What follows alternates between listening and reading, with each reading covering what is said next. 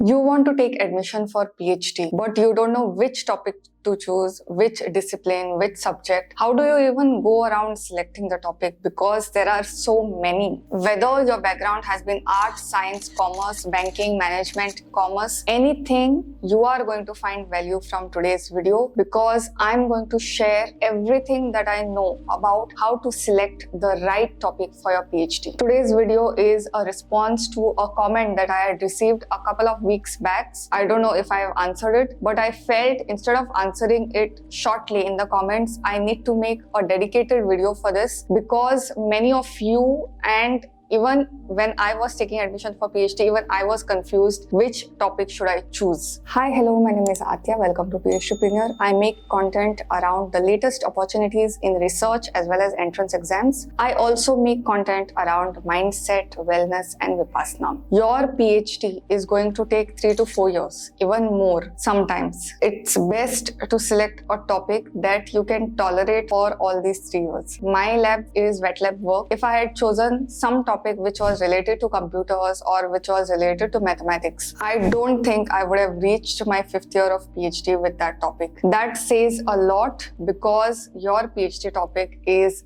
really important. In today's video, I'm going to speak about the key pointers in searching for your right PhD topic. Also, I'm going to share a step-by-step process for all this. Thirdly, we are going to see what questions can you ask yourself so it affirms that whatever topic you have chosen is the right one. I will end with some mistakes that research scholars do while selecting the PhD topics. You would definitely want to avoid those. What are we waiting for? Without further ado, let's begin. The first thing that you can do is speak to your tutors. So who are your tutors? If you have already taken admission for PhD, then your supervisor could be a tutor. If you have not enrolled for PhD yet and you still want to get some idea, then if you are working anywhere, then colleagues around it, your seniors can give you much beneficial input regarding this. You can ask questions such as what academic journals are publishing most up-to-date work? Are there any particular articles or writers they would recommend? And which university department have particular reputation for specializing in this field? Once you have had the chance to speak with them, you will get a vague idea of what all you need to discover. Still, at this stage, you are not going to discover your PhD topic, but we will come to the step-by-step process in the next section. For now, your task is to gather as much information as possible for coming to a valid conclusion regarding your PhD topic. Check existing information or existing topics. When I was about to take admission for PhD, I was teaching environmental studies as a subject as assistant professor. That really gave me an insight as to what kind of subject it is and how we can go about it. If you are already teaching or in research area in a particular field, check if you can use that as your PhD topic for your curriculum, because that way it will be easier. You already have data points around you to make that much informed decision. Now you have got most of the information. If I don't say most, at least some idea you have. Now it is on you to go through the literature survey what is there and check literature as per how you can go around this. A few questions you can ask yourself. Does it leave any unanswered questions? Is there any missing context? Does it go far enough? These 3 questions can help you to really understand whether whatever you have been offered on a platter in the form of literature is enough for you to take it up as a topic. Understand exactly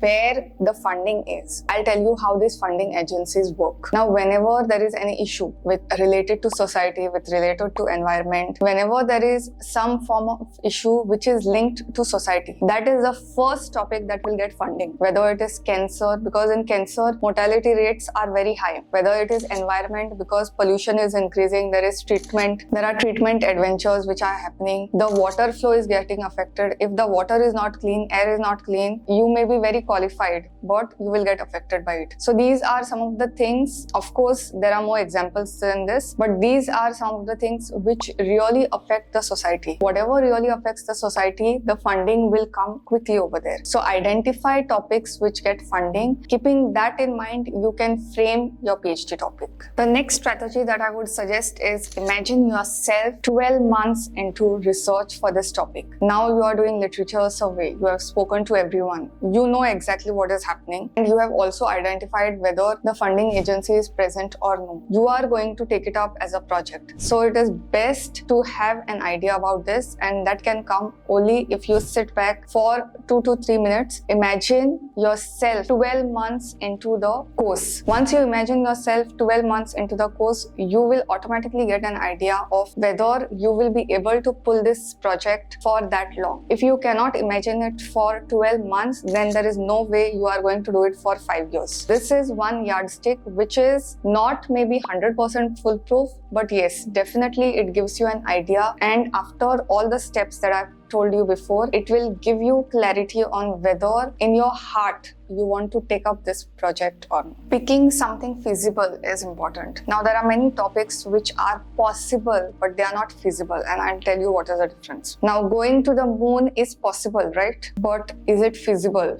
for you as a research scholar? This is something that I want to ask you. That task can be done, but it may not be convenient, it may not be practical at this stage in life. It may be possible, but it is not practical at this stage. That is the difference between feasibility and possibility. So choosing a topic which is possible but is not feasible does not make a sense, because at the end of the day, you have to wind up your work in 3 to 4 years. You don't want to break your head on something which does not give results, and even if it gives result, it will take a lot of time for you to come to a conclusion. Another method of gathering information around this is to read other people's dissertations. Now, where will you find these dissertations? You will get it in the library of the institute. If you have not enrolled for it, then you can use Google to download dissertations and see what kind of work is going around it. Another way of gathering information is attending conferences and seminars around the topic. Now, you don't know your topic yet, but after speaking to so many people, you have got some idea, right, around what you have to do. Answering conferences, and even if the conference is outside that, you want to work in a particular institute, then attending or presenting a conference over there really helps in getting a clear idea. Now that we have understood the key pointers regarding this topic, let's move to a step-by-step process of how you can practically do this. Gathering information from all sides is one thing. Doing something systematically, coming to a valid conclusion is something else. So let's move to the screen. First thing is to identify your field and subfield. Now, for me, the field was environment, but environment is such a vast topic. Now you have environment chemistry, environment genetics, then there are several subfields against it. So which one will I choose? That would be my subfield. Identifying giants in that field. That means you identify the key players. Now say suppose there is a company which is related to environment. What work it is doing? Most of them are around water treatment systems. Then if there is another company or some news is happening, then what are the major happenings of that particular field? That is something that I want you to remember. Once you have got that data, choosing the questions and ideas and trying to link it is of critical importance. There is mind maps that you can use for this purpose, or you can simply take a pen and paper and doodle around it and make sure your ideas remain connected on a single page. What would be the next logical step? You can decide that based on this. Now that you have all the information in place on a single page around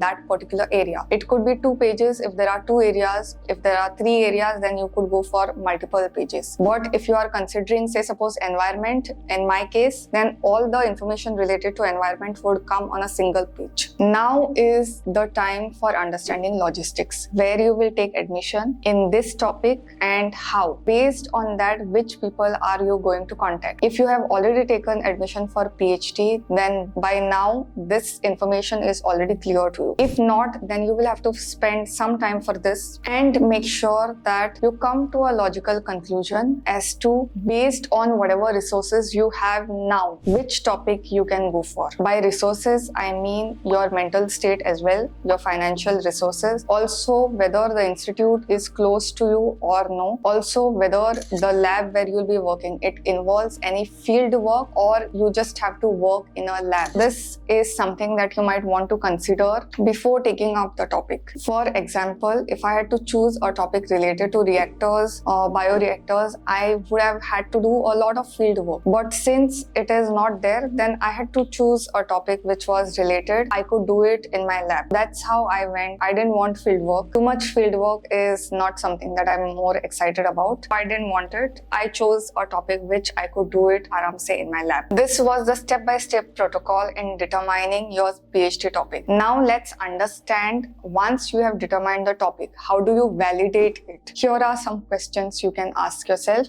and let's move on to the screen. Can you enthusiastically pursue it? Can you sustain your interest while pursuing it? Is the problem solvable, and is it worth pursuing? Will it lead to other research problems? Is it manageable in size? What is the potential for making an original contribution to the literature in the field? Will the scholars in your field receive the results well if you solve the problem? Are you competent to solve it? By solving it, will you have demonstrated independent skills in your discipline? Will the necessary research prepare you in an area of demand or promise for the future? These are some critical questions that you need to ask yourself to validate your PhD topic. Selecting a PhD topic is one thing. Being able to bear with it for 3 to 4 years is a separate thing. That is where this questionnaire comes in place. Now we have decided everything and you have almost got an idea of what your PhD topic is. Now there are few mistakes that you do while selecting a PhD topic. The first one is leaving everything to your supervisor. Yes, supervisor gives your input, and most of the times whatever project is selected by the supervisor, wherever the funding is available, you have to work on that. Most of the times that is the case. However, not taking your personal input into consideration would be a big tragedy. Also, choosing a radically new research topic where there are no backlinks, there is not much information available, there is not much data available for you to work on. This may take some time, and mind you, 3 to 4 years may look like a long time. But if you are starting something new from scratch, this period is nothing. Choosing an irrelevant or non-compelling topic, meaning, say suppose the topic is something which does not give any contribution to the society. How will it work? Whenever you are giving presentation, even if the other person is not from research field, you should be able to convince that person that your topic is correct. If you are not able to convince yourself, how are you going to convince to other people? The next point that I'm going to say may be a hit or a miss depending on the kind of field it is. Sometimes what happens is, if you have done any topic or any project in post-graduation, because at postgraduate level also they have to submit thesis or there is some kind of project. If you are continuing that only, if there is not much scope in that work and you are continuing it just because you are familiar with it, then it is just a waste of time. So really researching the topic well and understanding the motto behind it, understanding where you stand with respect to it after 5 years is something that you will understand only after doing literature survey, and there are no two ways around it. I hope today's video has served as a guide for you to select your topic for your PhD. Whether you have enrolled or you have not enrolled, it doesn't matter. If you have any further questions, let me know in the comments. Till the next time.